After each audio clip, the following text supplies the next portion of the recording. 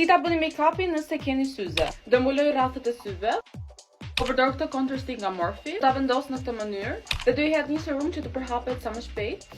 Unë për momentin jam duke kërkuar sa skelete të ndryshme për syzet, që t'i kem dhe për veshje të ndryshme, se zakonisht kur nuk është se më pëlqenin syzet me veshje, thjesht vendosja lente, po thjesht i përdor pak më shumë si aksesor, dhe sa sigurisht vetëm për funksionin që kanë. Për setting powder do përdor këtë nga Laura Mercier. Dua të kem sa më pak produkt. Setting powderi dhe nëse kam vendosur shumë concealer, kur i bëj set me këtë bën të duket sikur kam shumë pak. Për blush do përdor këtë blushin e House Labs shading Cayenne. Po bëj një eyeliner me eyeshadow, po e bëj me eyeshadow që të duket sa më natyrale dhe të sfumohet me çerpikët. Nëse është diçka që bie më shumë në sy janë vetulla. Përdor këtë lapsin e Maybelline për t'i dhënë një formë pak më të bukur dhe më për drejt. Do shtoj pak blush rose. Blushi nuk ishte aq portokalli sa po dukte në video. Se kjo drita u dukte ashtu, por gjithsesi po shtoj edhe pak si ky blushi.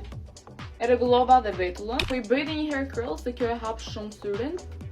Të vetëm pak highlighter në fillim, të nga Rare Beauty. Për buzët do përdor një lip liner që është më afër ngjyrës time natyrale. Tani që t'i jap buzëve pak më shumë volum, do përdor një ngjyrë të ftohtë. Dhe do përfundoj lookun me një clear gloss. Përdor këtë nga Fenty Beauty. Ky është make-upi përfunduar pas syze dhe me syze. Më thoni në komente si ju duket.